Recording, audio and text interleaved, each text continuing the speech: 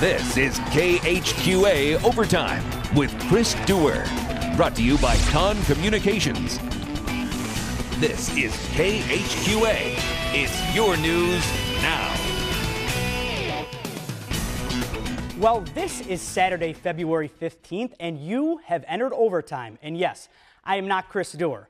I'm glad I could join you, though. Will Wilson for a full action-packed night of high school hoops and district wrestling matchups. We traveled across the land to cover for you today. It's hard to believe we are dwindling down towards the end of winter. Sports, hopefully warm weather soon.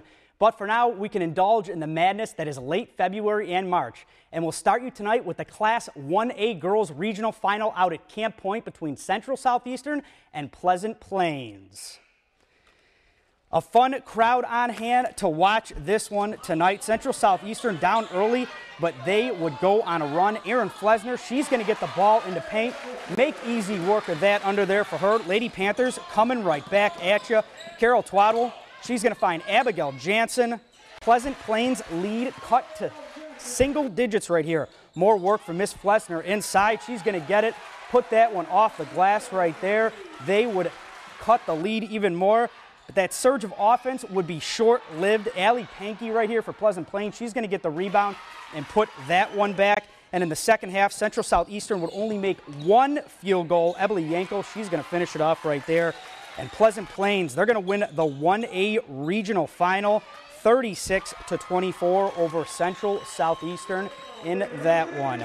Regular season finale for the Lady Raiders, and Rochester actually scored first to take a 2-0 lead. That didn't sit well with Miss Kristen Gangenbacher. Pump, fake, and drive for two right there. She falls to the hardwood.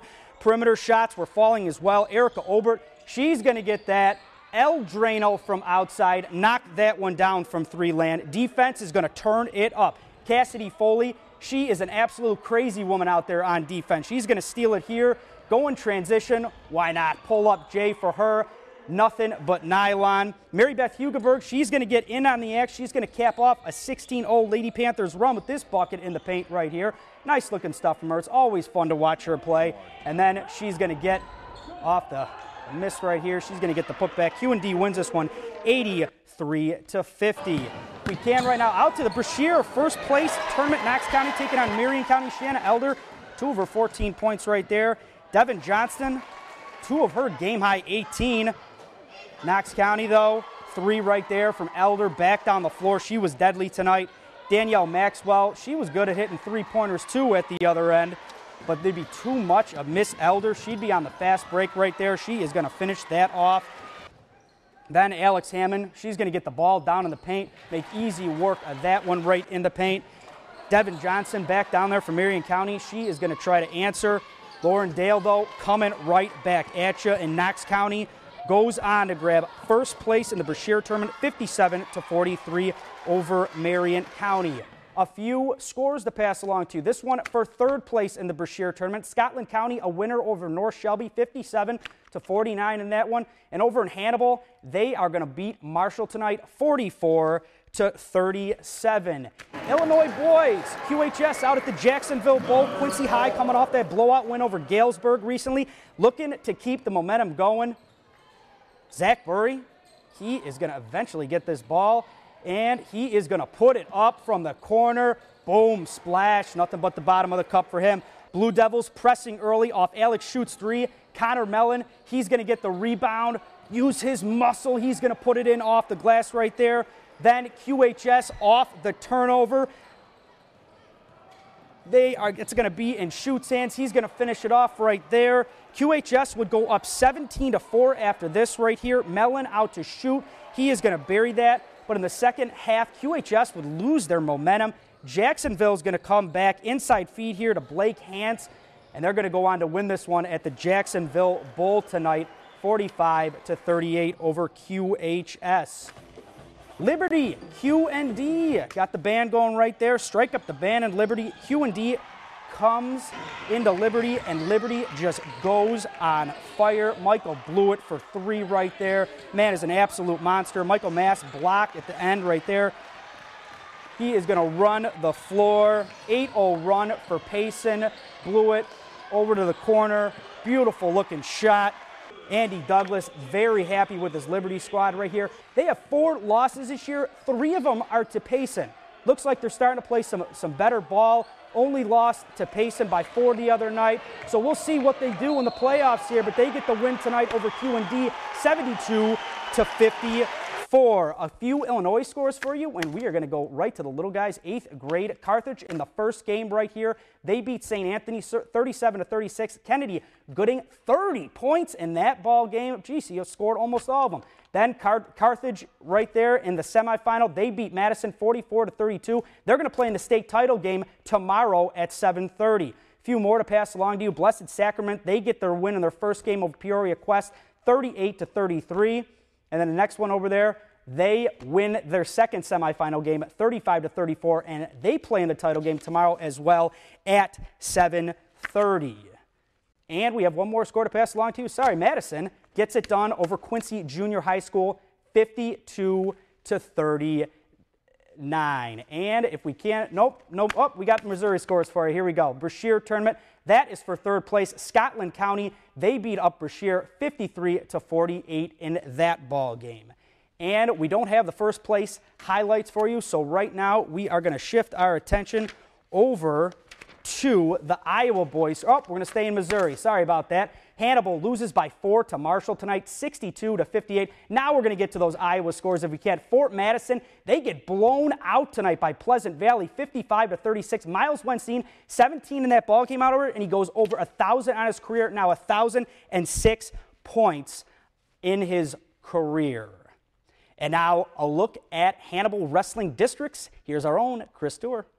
It would be 113-pounder Austin Janes who would ignite the Hannibal Pirates semifinals onslaught. Here against Dominic Kennedy of Warrenton, Janes notches the early takedown and then finds some back points in period number 1 to build a quick 10-4 lead. From there, it was simply classic Austin Janes wrestling, the quick reversal to start period number 2, and the rout was on, as it would be an eventual tech fall victory of 19-4 for Mr. Janes, who would go on to win a district championship at 113.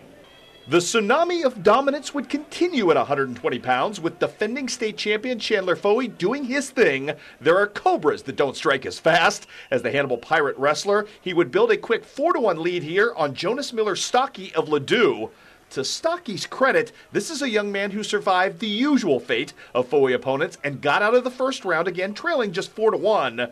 But as certain as death and taxes, a Foey pin would come, and Foey eventually cinches the man in, gets his hold, and pins those shoulders to the back of the mat to end up with a pinfall victory in the second period. Foey would go on to take the district title at 120 pounds as well, and get a chance to return to the state stage next weekend in Columbia, where he'll attempt to win his second state title. Following suit at 126 pounds, Tyler Janes made it 3 straight weight class victories and 2 straight pins for Hannibal, as Tyler would execute his business in less than a minute, 54 seconds to be precise, punching his ticket to the finals, where he too would earn a district title and a return trip to the state stage at Mizzou Arena. At 160 pounds, Colby Collins had the toughest semifinals draw of the day in Weston of Westminster. After a match that was a stalemate for largely the first 70 seconds, Colby finds a window of opportunity and finally notches the first points of the match with a takedown. A couple of seconds later, after his hard work, Colby rolls his man up, gets the pinfall victory, and advances his way on into the district championship match. Your most thrilling semifinal of the day would come at 170 pounds, although it certainly would not start out that way, as Austin Hawes got off to a super fast start in building a quick 4-1 lead on his Zumwalt South opponent. Now, it seemed to be a rout in progress until the very beginning of the first period, when Hawes missed his initial move and nearly found himself pinned to the mat. Great persistence kept him away from that predicament and allowed him to survive to continue. 60 seconds later, things would turn around much better, as it would be Hawes getting the escape, and then eventually the takedown, and then eventually the pinfall, turning disaster into fortune, as Mr. Hawes survives to punch his own ticket to state and his own ticket into the district championship. Austin Hawes with a great bit of survival and one heck of a match to get on by, showing the resilience of the Pirates. What would follow at 220 pounds would turn out to be a bit of an anticlimax as Kyle Muring, the Dominator, took all of 23 seconds in real time to pin his opponent and become the Pirates' 6th winner out of 7 semifinalists. And thus completes your district championship wrestling wrap-up from Warrenton, Missouri. I'm sports director Chris Stewart with a very successful day for the Hannibal Pirates. Pretty impressive stuff. Hannibal will be sending 7 wrestlers on to the state tournament next weekend. And we have a couple women's basketball scores for you right now. John Wood, a loser to Parkland tonight, 83-71 in that ball game. Up in Iowa, we'll take you to Class 3A District Finals. Tanner Hocker on the mat for Fort Madison in the semifinals, battling with Mount Pleasant's Colton Meredith at 120 pounds. Hocker looking to end this after a strong edge in the first 2 rounds here. He'd eventually get the 10-2 decision and move on to the finals. That was a great match to watch. Those boys battled hard. A huge day for the Bloodhounds continues. Bryce Meyer, he'd be adding to it right here against Bettendorf's Jason Gallagher at 126 pounds. Meyer would get the nice takedown, earn himself the 2 points on the way to an 8-2 decision over Gallagher.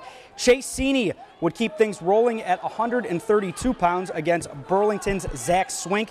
A takedown for Seeney. He'd earn the 2 points and keep Swink on the ropes in this one. Both boys exhausted at the end. Seeney goes on to win an easy decision, though, 13-0. Dakota Shaw of Keokuk wrestling Alex Ramey at 182. Shaw recently just entered the polls in the top 10 for 3A in the Iowa wrestling. Shaw using a lot of his strength early on. Ramey would come back. He'd get it going with this move right here, earn himself the 2 points. This one was just the best match of the day that I saw, at least. And with seconds left, up by 1, Shaw trying to hold on. Ramey going to step out from the leg kick right here, and he's going to earn himself the 2 points. And watch how pumped up he is after this one. He knows he just took down one of the state's best right there. He'd be moving on to the finals. So the heavyweights we'd go. Ryan Cagley of Keokuk having a big second half of the season to get him to this point. He'll go on to get the 12-4 decision in this one. We have plenty more to get to. We'll be right back. You're watching KHQA Overtime with Chris Dewar. Brought to you by Con Communications. And we have those first place Brashear highlights for you. We're going to take you there right now. Marion County taking on North Shelby in this one. Jacob Rich, he's going to hit the layup right there, put North Shelby up. Marion County's going to come back, though. Big boy Luke Stratton, look at the muscle on that man. He's going to drive the lane for 2 right there. North Shelby, they're going to answer right back, though. Lindenberger, he's going to hit the 10-foot jumper right here. Just back and forth in this game. Luke Stratton again. North Shelby back down the court. Houston Bishop, he's going to hit from 2 as well. Reed Plunkett, this man is so fun to watch. He'd get the hoop and the harm right there, complete the 3-point play. Alan Trenhill, he's going to get the 2 at the other end. And Royce Johnson, he's going to get the bucket and the Band-Aid right here. Marion County is going to go on and win this one tonight and take first place in the Brashear tournament. We have a plethora of local college games to get to for you. We start over in Missouri, where the 10th-ranked Culver Stockton Wildcats were looking to get their 20th win of the season. Baker University in town for this one, and they have to try to slow down this man. Johnny Mills, basket and the foul. He would complete the 3-point play right there. Culver keeps things cranking. Mario Gully, nice looking stuff from him at the other end. Baker not backing down in this one at all, though. Javion Gray, he's going to come back, get that bucket to go. Wildcats started bombing away from 3 land in this one. Jonathan Miller right there, he would find it from the perimeter. Jalen Jarrett then, he's going to get the ball, put that one up. Nothing but the bottom of the cup. Nice looking stuff from him all night. Baker seemed to have an answer for everything the Wildcats did tonight. E.J. Cowder back at the other end. James Johnson, though, he's going to take matters into his own hands. This man had 24 on the night as he gets that 3 to go. And watch this final play here. Miller is going to be running the floor. He is going to find Jarrett, and watch this little move from Jarrett. Little scoop in the lane, and Culver Stockton's going to go on to win this one 100-96. 2 Stallions in 1 shot. Wood at home tonight taking on Parkland. Hall of Fame Blazer baseball players on hand. Brody Gronwald, he would miss this one right here, but TJ Tisdale, he wouldn't. He's going to get the lay-in to go, the putback, fall on the ground, get back up and keep it going. Blazer fans, giddy up in this one. They are enjoying themselves, really liking the stuff they're seeing from their team tonight. Deion Shepard, he's going to get the lay-in to go right there. Look, we're going to slow this one down. No look pass right there. Nice looking stuff. They are going to go on to win this one against Parkland tonight, 77-65. And a couple of scores to get along to you right now. Quincy men, they fall today by 10 to Indianapolis, 84-74 in that one. Pride of Illini West, Evan McGaffey, 20 points in that ball game, though. We don't have a score on the men yet. I believe number 6 Columbia College won that one, though, over Hannibal LaGrange. And one more score to pass along to you if we can. Western Illinois, the men, they lose by 12 tonight to South Dakota State, 62-50. And when we get back, we'll have your Con Communication Winner of the Week. We'll be right back. And you know what time it is. It's Con Communication time right now. We have our winner, Candy Chatton. She is the winner, the winning nominee, and also Josie Finch of Illini West.